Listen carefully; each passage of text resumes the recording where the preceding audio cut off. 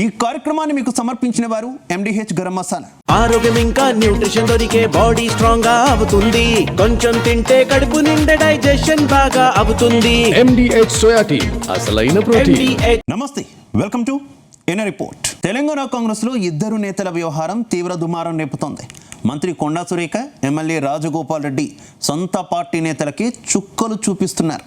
Parakala seat కోసం సుస్మితా పటేల్ రచ్చ చేస్తే రాజగోపాల్ రెడ్డి మాత్రం మంత్రి పదవి కోసం హంగామా చేస్తున్నారు. ఇప్పుడు ఇద్దరు నేతల తీరుతో పార్టీ పరువు బజారున పడిందనే చర్చ జరుగుతోందా?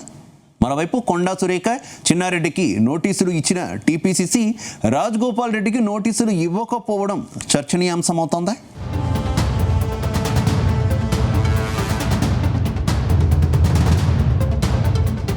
తెలంగాణ కాంగ్రెస్లో నేతల మధ్య గొడవలు పీక్స్కు చేరుకున్నాయి. అధికార పార్టీలో కొందరు నేతలు తమ అసంతృప్తిని బహిరంగంగానే వెళ్లగక్కే ప్రయత్నం చేస్తున్నారు. ఇందులో మునుగోడు ఎమ్మెల్యే కోమటిరెడ్డి రాజగోపాల్ రెడ్డి మంత్రి పదవి కోసం రచ్చ చేస్తున్నారు. తనకు మంత్రి పదవి ఇవ్వాలని హైకమాండ్పై ఒత్తిడి పెంచే ప్రయత్నంలో పార్టీ పరువును బజారున పడేస్తున్నారు. ఈ లొల్లి సద్దుమణగక ముందే ఇప్పుడు కొండా సురేఖ ఫ్యామిలీ వంతు వచ్చేసింది. ఇప్పుడు కొండా సురేఖ కుమార్తె సుస్మితా పటేల్ నేరుగా సీఎం రేవంత్ రెడ్డిని టార్గెట్ చేశారు. వచ్చే ఎన్నికల్లో టికెట్లు ఇచ్చేందుకు సీఎం రేవంత్ రెడ్డి ఎవరని ప్రశ్నించారు. ఇలా ఇద్దరు నేతలు అధికార పార్టీకి పట్టపగలే చుక్కలు చూపిస్తున్నారు. దాంతో కాంగ్రెస్ పార్టీలో ఏం జరుగుతుందో తెలియక సొంత పార్టీ నేతలు షాక్ అవుతున్నారు. అసలు కాంగ్రెస్ పార్టీలో హద్దులు దాటుతున్న నేతలను హైకమాండ్ పెద్దలైన కంట్రోల్ చేస్తారా లేక ఇలాగే వదిలేస్తారా అన్న చర్చ పార్టీ వర్గాల్లో హాట్గా సాగుతుంది.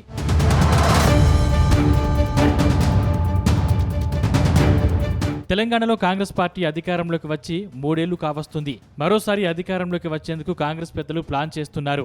కానీ అధికార పార్టీ నేతలకు ఎమ్మెల్యే రాజగోపాల్ రెడ్డి కంటి మీద కునుకు లేకుండా చేస్తున్నారు. తనకు మంత్రి పదవి ఇస్తారా లేదా అని నిలదీస్తున్నారు. మంత్రి పదవి ఇచ్చేందుకు మీకు అభ్యంతరం ఏంటని ప్రశ్నిస్తున్నారు. గతంలో ఇచ్చిన హామీ ప్రకారమే పదవి అడుగుతున్న తప్పితే లేని కోరిక ఏమీ కాదని అంటున్నారు. ఇప్పుడు రాజగోపాల్ రెడ్డి వ్యవహారం రాష్ట్ర కాంగ్రెస్ కు పెద్ద తలనొప్పిగా మారింది. ఆయనకు పదవి ఇవ్వకపోతే రానున్న రోజుల్లో పార్టీకి మరింత డ్యామేజ్ తప్పదన్న చర్చ జరుగుతుంది. అయితే రాజగోపాల్ రెడ్డికి సొంత పార్టీలోనే కొందరు నేతలు మద్దతుగా నిలబడడంతో ఈ వ్యవహారం మరింత కాకరేపుతుంది. తాజాగా రాష్ట్ర పార్టీ వ్యవహారాల ఇన్ఛార్జ్ మీనాక్షి నటరాజన్ జిల్లా పర్యటనకు వచ్చినా రాజగోపాల్ రెడ్డి దూరంగా ఉంటూ తన అసంతృప్తిని బహిరంగంగానే వెళ్లగక్కారు. ఈ లొల్లి కొనసాగుతుండగానే ఇప్పుడు పార్టీకి కొండా సురేఖ ఫ్యామిలీ మరోసారి చుక్కలు చూపిస్తోంది. కొండా సురేఖ కూతురు ఏకంగా సీఎం రేవంత్ రెడ్డి టార్గెట్ గా విమర్శలు గుప్పించడం కాంగ్రెస్ పార్టీలో సంచలనంగా మారింది.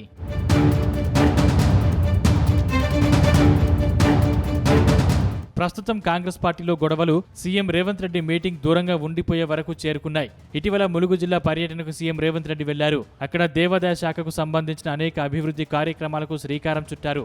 అయితే ఆ శాఖను ప్రాతినిధ్యం వహిస్తున్న మంత్రి సురేఖ సీఎం పర్యటనలో ఎక్కడా కనిపించలేదు. దాంతో సురేఖ సమావేశానికి ఎందుకు డుమ్మా కొట్టారని పార్టీ వర్గాలు చర్చించుకుంటుండగానే పరకాల సభలో సీఎం రేవంత్ రెడ్డి చేసిన ప్రకటన సంచలనంగా మారింది. పరకాలలో ఎమ్మెల్యేగా ఉన్న రేవూరి ప్రకాష్ రెడ్డిని వచ్చే ఎన్నికల్లో భారీ మెజార్టీ గెలిపించాలని సీఎం రేవంత్ రెడ్డి కోరడం హాట్ టాపిక్ గా మారింది.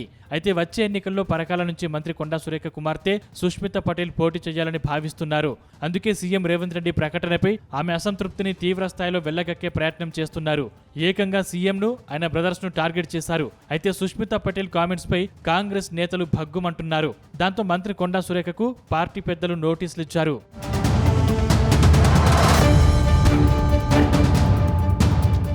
తాజాగా కొండా సురేఖ కుమార్తె వ్యవహారంపై TPCC చీఫ్ రియాక్ట్ అయ్యారు. కొండా సుస్మిత వ్యాఖ్యలు బాధాకరం, తీవ్రంగా ఖండిస్తున్నామని అన్నారు. కొండా సుస్మిత వ్యాఖ్యలపై మంత్రి కొండా సురేఖకు షోకాజు నోటీసులు ఇచ్చామని తెలిపారు. కొండా సురేఖ మంత్రి పదవిలో ఉన్నారు కాబట్టి వివరణ కోరామన్న మహేష్ కుమార్ గౌడ్ వివరణ ఇచ్చాక తదుపరి చర్యలు తీసుకుంటామని అన్నారు.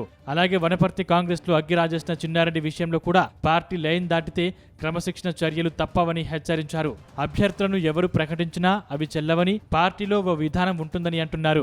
ఎన్నికల కమిటీ CWC నిర్ణయం ప్రకారం అభ్యర్థుల ఎంపిక ఉంటుందని గుర్తు చేశారు. అయితే పార్టీ లైన్ దాటితే చర్యలు తప్పవని మాత్రం హెచ్చరించారు.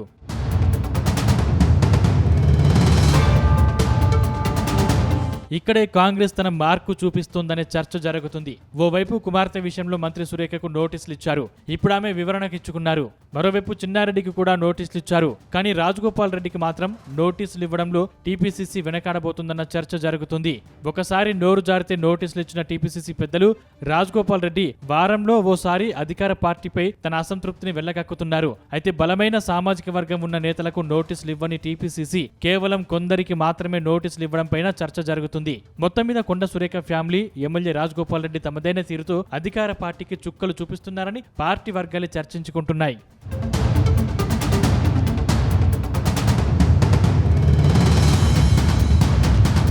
సిద్దిపేట జిల్లా దుబ్బాక నియోజకవర్గంలో పొలిటికల్ గేమ్ నడుస్తోంది.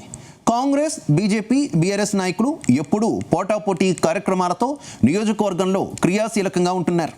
వచ్చే ఎన్నికల్లో ఎమ్మెల్యే సీటే టార్గెట్గా క్షేత్రస్థాయిలో బలపడేందుకు నాయకులు వ్యూహాలు రచిస్తున్నారు. ఇదంతా ఒకవైపు అయితే ఇప్పుడు దుబ్బాక మాజీ ఎమ్మెల్యే దివంగత సోలిపేట రామలింగారెడ్డి తనయుడు సతీష్ రెడ్డి తెరపైకి వచ్చారా? ప్రత్యక్ష రాజకీయాల్లో పాల్గొంటానని సతీష్ ప్రకటించడంతో దుబ్బాకలో రాజకీయ వేడి మొదలైందా? సతీష్ రెడ్డి రాజకీయ ఎంట్రీపై దుబ్బాకలో ఎలాంటి చర్చ జరుగుతోంది? ఈ స్టోరీలో చూసేద్దాం.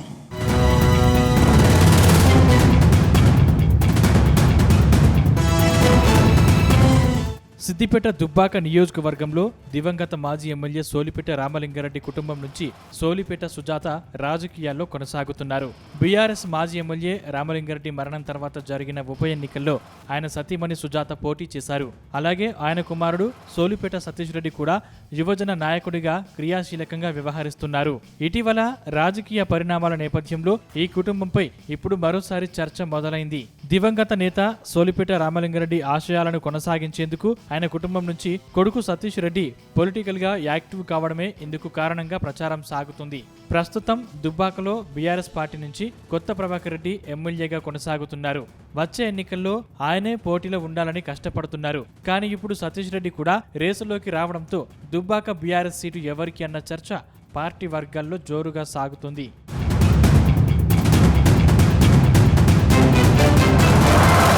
తాజాగా మాజీ ఎమ్మెల్యే సోలిపేట రామలింగారెడ్డి 6వ వర్ధంతి కార్యక్రమంలో సతీష్ రెడ్డి సంచలన ప్రకటన చేశారు. 2029 ఎన్నికల్లో బీఆర్ఎస్ తరపున పోటీ చేసి ఎమ్మెల్యేగా గెలుస్తానని ప్రకటించారు. సోలిపేట రామలింగారెడ్డి కుటుంబం నుంచి గులాబీ బాస్ కేసీఆర్ ఆశీర్వాదంతో బరిలో ఉంటామని ఆయన సతీమణి సుజాత కూడా ప్రకటించడం దుబ్బాక నియోజకవర్గంలో ప్రధాన చర్చగా మారింది. గతంలో బీఆర్ఎస్ ఉద్యమం నుంచి తెలంగాణ రాష్ట్ర సాధన వరకు సోలిపేట రామలింగారెడ్డి సేవలను గుర్తు చేశారు. అలాగే రామలింగారెడ్డి విద్యార్థి నాయకుడిగా, నక్సలైట్గా, జర్నలిస్టుగా, ఎమ్మెల్యేగా దుబ్బాక నియోజకవర్గ అభివృద్ధికి కృషి చేశారని తెలిపారు. ప్రస్తుతం దుబ్బాకలో రామలింగారెడ్డి లేని లోటు ప్రజలకు స్పష్టంగా కనిపిస్తుందంటూ పెద్దల దీవెనతో తమ కుటుంబం ప్రజాసేవకి అంకితమవుతామని ప్రకటించారు.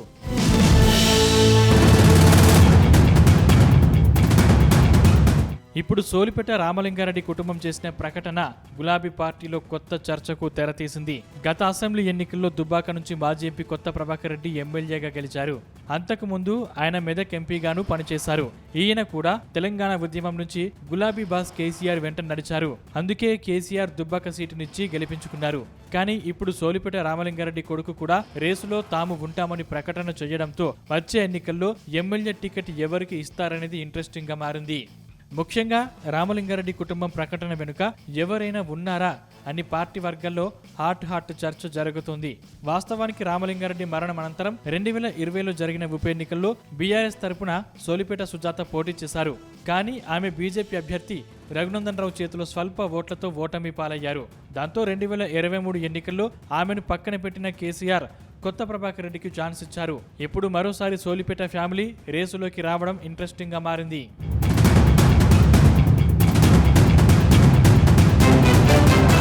మొత్తం మీద మాజీ ఎమ్మెల్యే సోలిపేట రామలింగారెడ్డి అస్తమయం తర్వాత బీఆర్ఎస్ పార్టీ కార్యక్రమాలకు దూరంగా ఉంటున్న ఆయన కుటుంబం దాదాపు 6 ఏళ్ల తర్వాత దుబ్బాక అసెంబ్లీ బరిలో నిలుస్తామని ప్రకటించడం సంచలనంగా మారింది. అయితే రానున్న రోజుల్లో మాజీ ఎమ్మెల్యే రామలింగారెడ్డి తనయుడు సతీష్ రెడ్డిని జనం ఆదరిస్తారా?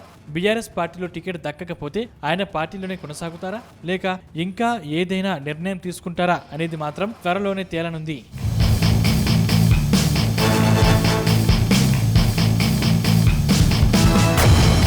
బీజేపీ జాతీయ కార్యవర్గం భర్తీలో తెలంగాణ లీడర్లకు బిగ్ షాక్ తగిలింది. గతంలో 3 నేతలకు అవకాశం కల్పించిన కాషాయ పెద్దలు ఇప్పుడు ఒక్కరంటే ఒక్కరికి ఛాన్స్ దక్కలేదు. హస్తినలో ఓసారి క్లాస్ తీసుకున్నా నేతల్లో మార్పు రాకపోవడంతో పూర్తిగా పక్కన పెట్టాలని డిసైడ్ అయ్యారు. మరోవైపు తెలంగాణ కాషాయ నేతలకు పదవులు దక్కకపోవడానికి 5 కారణాలున్నాయని పార్టీ వర్గాల్లో హాట్ చర్చ జరుగుతోంది. ఇంతకీ ఏంటా 5 కారణాలు? Let's watch the story.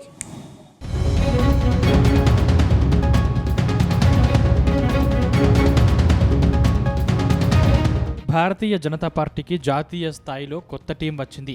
అన్ని రాష్ట్రాల నుంచి నేతలకు అవకాశం ఇచ్చిన కేంద్ర పెద్దలు తెలంగాణ నేతలకు మాత్రం బిగ్ షాక్ ఇచ్చారు. గతంలో కీలక హోదాల్లో పనిచేసిన ఎంపీ డీకే అరుణ, కేంద్ర మంత్రి బండి సంజయ్, ఎంపీ డాక్టర్ లక్ష్మణ్ స్థానాల్లో కొత్త వారికి కూడా అవకాశం ఇవ్వకపోవడం పార్టీలోనే చర్చనీయాంశమైంది. అయితే వీరికి పదవులు దక్కకపోవడానికి ఇటీవల ఢిల్లీలోని బీజేపీ జాతీయ కార్యాలయంలో జరిగిన తెలంగాణ కోర్ గ్రూప్ భేటీ ఒక ప్రధాన కారణంగా కనిపిస్తుంది. జాతీయ నాయకత్వం, రాష్ట్ర ప్రతినిధులు, కేంద్ర మంత్రులు కిషన్ రెడ్డి, బండి సంజయ్ సమక్షంలో జరిగిన ఆ సమీక్షలో వర్గపోరు పక్కన పెట్టకపోతే తీవ్ర పరిణామాలు ఉంటాయని అధిష్టానం గట్టిగానే క్లాస్ పీకిందట. అలాగే ఇతర పార్టీల నుంచి వచ్చే నేతలు తమ పదవికి రాజీనామా చేసి వస్తేనే ఆహ్వానిస్తామని కొత్త షరతులతో పాటు రాబోయే అసెంబ్లీ, మున్సిపల్ ఎన్నికల రోడ్ మ్యాప్పై దిశానిర్దేశం చేసిన ఆ సమావేశంలోనే అంతర్గత తీరుపై తీవ్ర ఆగ్రహం వ్యక్తం చేసినట్టు తెలుస్తుంది. అంతేకాకుండా జాతీయ కార్యవర్గంలో చోటు కల్పించకపోవడానికి మరో 5 కారణాలు ఉన్నాయనే చర్చ ఇప్పుడు హాట్ టాపిక్గా మారుతుంది.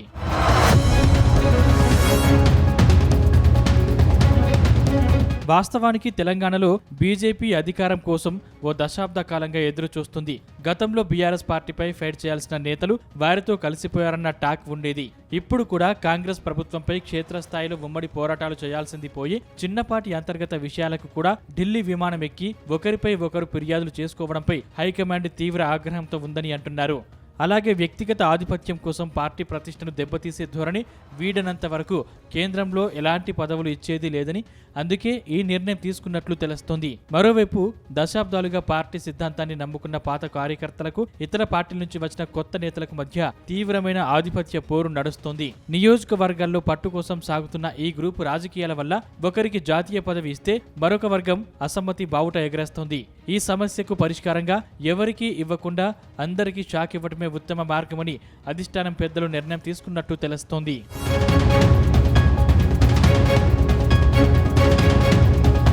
మరోవైపు గత అసెంబ్లీ ఎన్నికల్లో 8 ఎంపీ సీట్లను గెలుచుకున్నారు. అయినప్పటికీ గ్రామీణ స్థాయిలో పార్టీ బలోపేతానికి నాయకులు వాడుకోలేకపోయారనేది అధిష్టానం ప్రాథమిక అంచనా. పైగా కిషన్ రెడ్డి, బండి సంజయ్లకు కేంద్ర మంత్రివర్గంలో చోటు కల్పించినందున కేవలం హోదాలకి పరిమితమయ్యే నేతల కంటే పనితీరు చూపే వారికే ప్రాధాన్యమని సంకేతం ఇచ్చారని అంటున్నారు. మరోవైపు ఆంధ్రప్రదేశ్లో వ్యూహాత్మక కూటమితో అధికారం సాధించి మెరుగైన ఫలితాలు సాధించారని అధిష్టానం పెద్దలు భావిస్తున్నారట. అందుకే ఈసారి రాజమండ్రి ఎంపీ దగ్గుబాటి పురంధేశ్వరి, బీజేవైఎం నేత విష్ణువర్ధన్ రెడ్డిలకు జాతీయ కమిటీలో ప్రాతినిధ్యం దక్కిందని పార్టీ వర్గాలు అంటున్నాయి. అయితే అధికారంలోకి వచ్చే అవకాశాలు పుష్కలంగా ఉన్న తెలంగాణలో మాత్రం నేతల స్వయంకృతాపరాధం, వర్గ విభేదాల వల్ల అవకాశాలను చేజేతుల పాడు చేసుకుంటున్నారనే ఆక్రోశం హైకమాండ్లో ఉందని చెప్తున్నారు.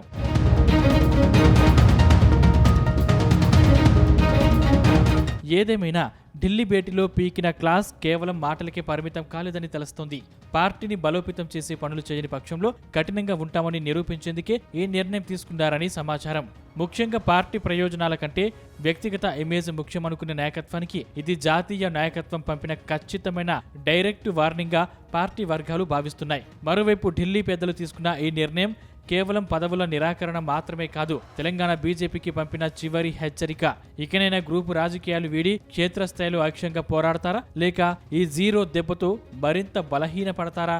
రాబోయే రోజుల్లోనే సమాధానం తేలనుంది.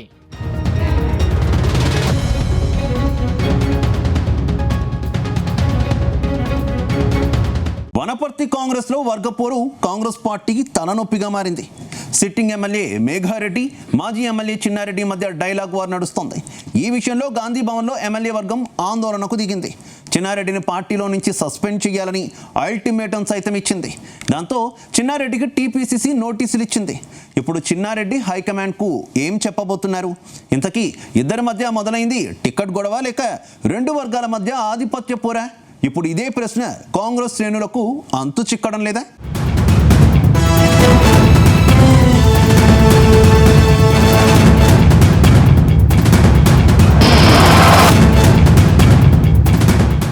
వనపత్రి కాంగ్రెస్లో మళ్లీ రాజకీయ వేడి రాజుకుంది.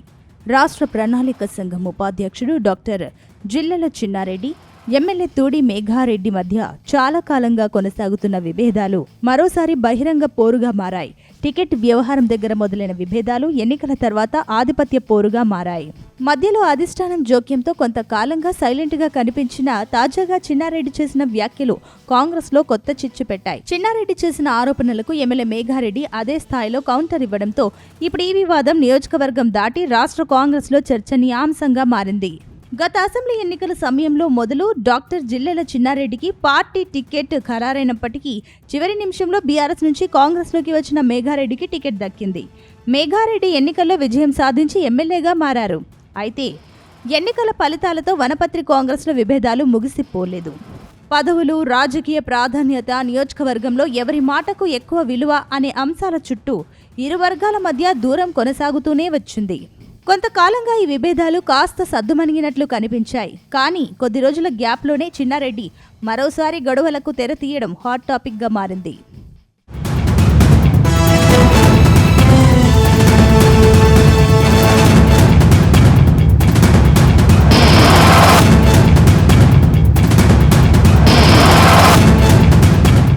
Telangana Congress Chinna Reddy senior leader.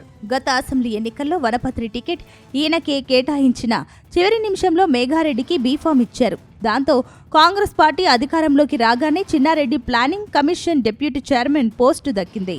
కానీ 40 ఏళ్లుగా పార్టీ కోసం పనిచేసిన తనలాంటి వారికి కాకుండా పార్టీ మారి వచ్చిన వ్యక్తికి టికెట్ ఇవ్వడంపై చిన్నారెడ్డి తీవ్ర అసంతృప్తి వ్యక్తం చేశారు. టికెట్ విషయంలో డబ్బులు తీసుకున్నారనే ఆరోపణలు చేయడం రాజకీయంగా తీవ్ర ప్రకంపనలు సృష్టించింది. అంతేకాదు, ఇలాంటి పరిణామాల వల్ల పార్టీ ప్రతిష్ట దెబ్బతింటుందని, అభివృద్ధి కూడా కుంటుపడుతోందని చిన్నారెడ్డి వ్యాఖ్యానించారు. అక్కడితో ఆగకుండా సంబంధిత వ్యక్తులను పార్టీ నుంచి బయటకు పంపకపోతే తాను కూడా మరో జీవన్ రెడ్డిలా మారాల్సి వస్తుందని చేసిన కామెంట్స్ ఇప్పుడు మరింత హాట్ టాపిక్గా మారాయి.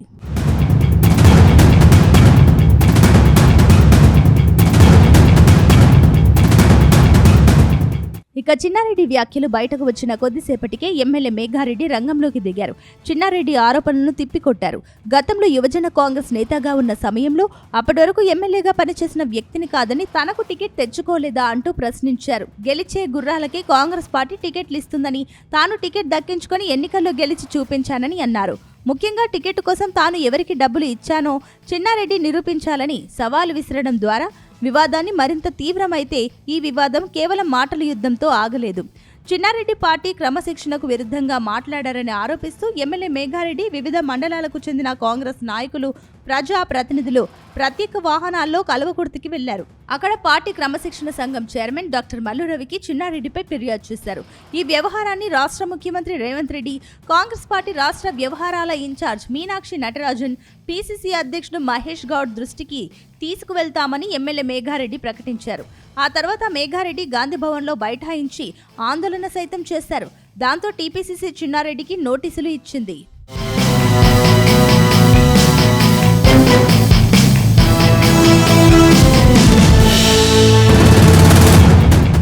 వనపత్రిలో ఇది కేవలం ఇద్దరు నేతల మధ్య వ్యక్తిగత విభేదం కాదని, నియోజకవర్గంపై రాజకీయ ఆధిపత్యం కోసం జరుగుతున్న పోరుగా కొందరు విశ్లేషిస్తున్నారు. ఒకవైపు పార్టీ సీనియర్ నేతగా 4 దశాబ్దాల రాజకీయ అనుభవాన్ని ముందుకు తెస్తున్న చిన్నారెడ్డి వర్గం, మరోవైపు ప్రజల తీర్పుతో ఎమ్మెల్యేగా గెలిచిన మేఘారెడ్డి వర్గం, ఇరు వర్గాలు తమ రాజకీయ ప్రాధాన్యతను నిలబెట్టేందుకు ప్రయత్నిస్తున్నాయి. ఇక క్షేత్రస్థాయిలో మాత్రం ఈ ఆధిపత్య పోరు కార్యకర్తలకు తలనొప్పిగా మారుతోంది. ఎవరి వెంట ఉండాలి, ఎవరి మాట వినాలి, స్థానికంగా పార్టీ కార్యక్రమాల్లో ఏ వర్గానికి ప్రాధాన్యత ఇవ్వాలి అనే అంశాలపైన కార్యకర్తల్లో అయోమయం నెలకొంటోందనే చర్చ జరుగుతోంది.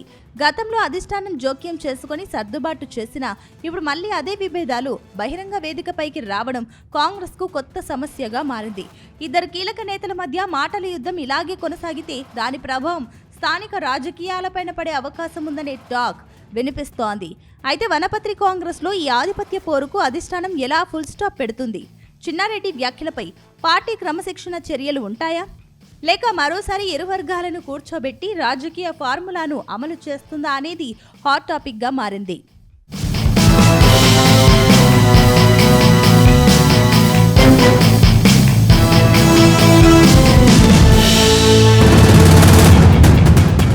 భద్రాచలంలో రాజకీయ సమీకరణాలు మారుతున్నాయా?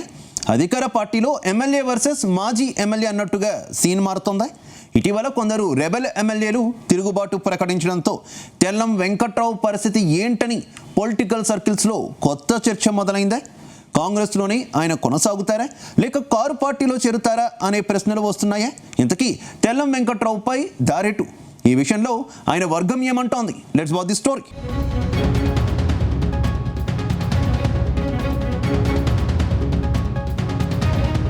భద్రాచలం ఎమ్మెల్యే తెల్లం వెంకట్రావు రాజకీయ ప్రయాణం ఇప్పుడు మరోసారి ఆసక్తికరంగా మారింది. బీఆర్ఎస్ నుంచి ఎమ్మెల్యేగా గెలిచి ఆ తర్వాత కాంగ్రెస్ గూటికి చేరిన తెల్లం వెంకట్రావు ప్రస్తుతం హస్తం పార్టీలో కొనసాగుతున్నారు. అయితే రాష్ట్రంలో మారుతున్న రాజకీయ పరిణామాలు, బీఆర్ఎస్లోకి తిరిగి చేరుతున్న నేతలు, మరోవైపు భద్రాచలంలో మారుతున్న రాజకీయ సమీకరణాలు ఇవన్నీ తెల్లం రాజకీయ భవిష్యత్తుపై చర్చకు దారితీస్తున్నాయి. గత ఎన్నికల్లో కాంగ్రెస్ తరపున పోటీ చేసిన పొందెం వీరయ్య ఓటమి పాలవ్వడం, బీఆర్ఎస్ నుంచి గెలిచిన తెల్లం వెంకట్రావు కాంగ్రెస్లో చేరడం, ఆ తర్వాత భద్రాచలంలో తెల్లం వర్సెస్ పొందెం అన్నట్టుగా పరిస్థితులు మారిపోయాయి. కొంతకాలం కొనసాగిన అంతర్గత రాజకీయాలు ఇలా అనేక పరిణామాలు చోటు చేసుకుంటున్నాయి. మరోవైపు తెల్లం వెంకట్రావుకు మంత్రి పొంగులేటి శ్రీనివాసరెడ్డితో ఉన్న రాజకీయ అనుబంధం కూడా కీలకంగా మారింది. గతంలో నుంచే పొంగులేటి అనుచరుడిగా కొనసాగుతున్న తెల్లం బీఆర్ఎస్లో గెలిచిన కాంగ్రెస్ ప్రభుత్వంలోకి రావడానికి ఆ అనుబంధం కూడా ఒక రాజకీయ కారణంగా మారిందన్న చర్చ ఉంది. అయితే బీఆర్ఎస్ ఎమ్మెల్యేగా గెలిచిన తెల్లం వెంకట్రావుపై హైకోర్టులో కేసు నడిచిన సమయంలో తీర్పు తర్వాత ఆయన రాజకీయంగా ఎలాంటి నిర్ణయం తీసుకుంటారన్న ఉత్కంఠ కూడా కనిపించింది. కానీ ఆ పరిణామాల అనంతరం కూడా ఆయన కాంగ్రెస్లోనే కొనసాగారు. మరి ఇప్పుడు తెల్లం వెంకట్రావు రాజకీయ ప్రయాణం ఎటు? కాంగ్రెస్లోనే కొనసాగుతారా లేక మరోసారి గులాబీ గూటి వైపు అడుగులు వేస్తారా? భద్రాచలం రాజకీయాల్లో ఇదే ఇప్పుడు హాట్ టాపిక్గా మారింది. గతంలో భద్రాచలం రాజకీయాల్లో తెల్లం వెంకట్రావు ప్రస్థానం ఆసక్తికరమైన మలుపులతో సాగింది. ఒకప్పుడు కాంగ్రెస్లో ఉన్న తెల్లం వెంకట్రావు ఆ తర్వాత బీఆర్ఎస్లో చేరి 2023 ఎన్నికల్లో ఆ పార్టీ అభ్యర్థిగా భద్రాచలం నుంచి పోటీ చేసి విజయం సాధించారు. ఇదే సమయంలో కాంగ్రెస్ తరపున బరిలో నిలిచిన మాజీ ఎమ్మెల్యే పొందెం వీరయ్య ఓటమి పాలయ్యారు. అయితే ఎన్నికల ఫలితాల తర్వాత రాష్ట్రంలో అధికార మార్పు జరిగింది. కాంగ్రెస్ అధికారంలోకి రావడంతో రాజకీయ సమీకరణాలు పూర్తిగా మారిపోయాయి. బీఆర్ఎస్ నుంచి గెలిచిన తెల్లం వెంకట్రావు కాంగ్రెస్ పార్టీ తీర్థం పుచ్చుకున్నారు. ఇక్కడ మరో అంశం కూడా రాజకీయంగా ప్రాధాన్యం సంతరించుకుంది. తెల్లం వెంకట్రావు గతంలో నుంచే మంత్రి పొంగులేటి శ్రీనివాసరెడ్డికి సన్నిహితుడిగా, అనుచరులలో ఒకరిగా కొనసాగుతూ వచ్చారు. పొంగులేటి కూడా బీఆర్ఎస్ నుంచి బయటకు వచ్చి కాంగ్రెస్లో కీలక నేతగా ఎదగడం, ఆ తర్వాత కాంగ్రెస్ ప్రభుత్వం ఏర్పడడం, ఈ పరిణామాల నేపథ్యంలో తెల్లం వెంకట్రావు కాంగ్రెస్లో చేరడం భద్రాచలం రాజకీయాల్లో చర్చనీయాంశమైంది. బీఆర్ఎస్ తరపున గెలిచిన ఎమ్మెల్యే కాంగ్రెస్లో చేరడంతో భద్రాచలంలో కాంగ్రెస్ రాజకీయ సమీకరణాలు ఒక్కసారిగా మారిపోయాయి. అప్పటి వరకు కాంగ్రెస్లో ఉన్న పొందెం వీరయ్యకు, కొత్తగా కాంగ్రెస్లోకి వచ్చిన తెల్లం వెంకట్రావుకు మధ్య రాజకీయ ఆధిపత్యం మొదలైందన్న చర్చ కూడా మొదలైంది.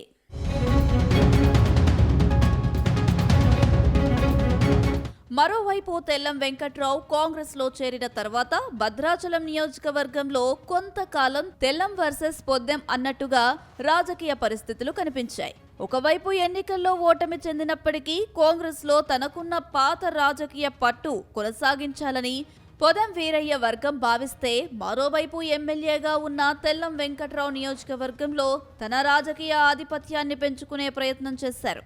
దీంతో కాంగ్రెస్లోనే రెండు వర్గాలుగా రాజకీయ వాతావరణం కనిపించిందన్న చర్చ జరిగింది. పార్టీ కార్యక్రమాలు, నియోజకవర్గ వ్యవహారాలు, స్థానిక నాయకత్వం ఇలా అనేక అంశాలలో ఇరు వర్గాల మధ్య విభేదాలు బయటపడ్డాయి.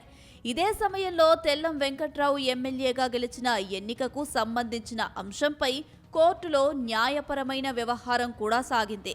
హైకోర్టులో కేసు నడుస్తున్న సమయంలో తీర్పు తర్వాత తెల్లం రాజకీయ భవిష్యత్తు ఏంటి అన్న ఉత్కంఠ భద్రాచలం రాజకీయ వర్గాల్లో కనిపించింది. ఒకవేళ కోర్టు తీర్పు రాజకీయంగా ప్రతికూలంగా వస్తే తెల్లం వెంకట్రావు రాజకీయ భవిష్యత్తుపై ప్రభావం పడుతుందన్న చర్చ జరిగింది. దీంతో ఆయన తిరిగి బీఆర్ఎస్ వైపు వెళ్లే అవకాశంపై కూడా అప్పట్లో ఊహాగానాలు వినిపించాయి. కానీ కోర్టు తీర్పు అనంతరం కూడా తెల్లం వెంకట్రావు కాంగ్రెస్లోనే కొనసాగారు. దీంతో అప్పట్లో వచ్చిన పార్టీ మార్పు ప్రచారానికి బ్రేక్ పడింది. కాంగ్రెస్లోనే తన రాజకీయ భవిష్యత్తును కొనసాగించాలనుకున్న సంకేతాలను ఆయన ఇచ్చారు.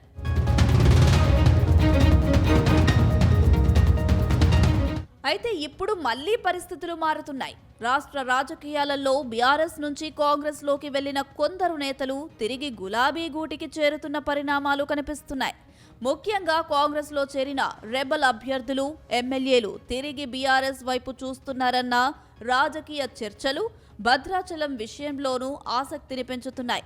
ఇలాంటి సమయంలో తెల్లం వెంకట్రావు మాత్రం కాంగ్రెస్లోనే కొనసాగుతారా, లేక భవిష్యత్తులో మరోసారి బీఆర్ఎస్ వైపు అడుగులు వేస్తారా అన్నది ఆసక్తికరంగా మారింది.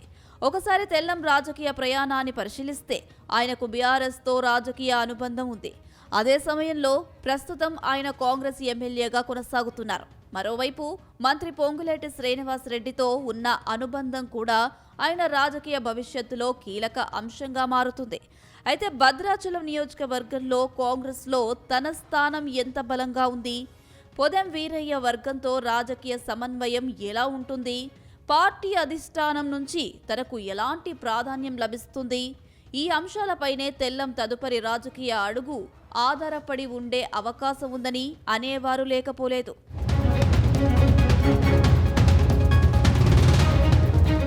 ఏది ఏమైనా తెల్లం వెంకట్రావు బీఆర్ఎస్లోకి వెళ్తున్నారనే అధికారిక ప్రకటన అయితే రాలేదు. అందువల్ల పార్టీ మార్పును ఖరారైన విషయంగా కాకుండా రాజకీయ వర్గాల్లో జరుగుతున్న చర్చగా మాత్రమే చూడాలి.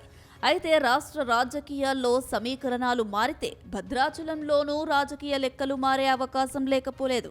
అందుకే ఇప్పుడు అసలు ప్రశ్న ఒక్కటే, బీఆర్ఎస్ నుంచి గెలిచి కాంగ్రెస్లో చేరిన తెల్లం వెంకట్రావు హస్తంతోనే తన రాజకీయ ప్రయాణాన్ని కొనసాగిస్తారా, లేక రాజకీయ పరిణామాలు మరోసారి ఆయనను గులాబీ గూటి వైపు నడిపిస్తాయా? భద్రాచలం రాజకీయాల్లో తెల్లం తదుపరి అడుగు వైపే ఇప్పుడు అందరి చూపు కొనసాగుతుంది.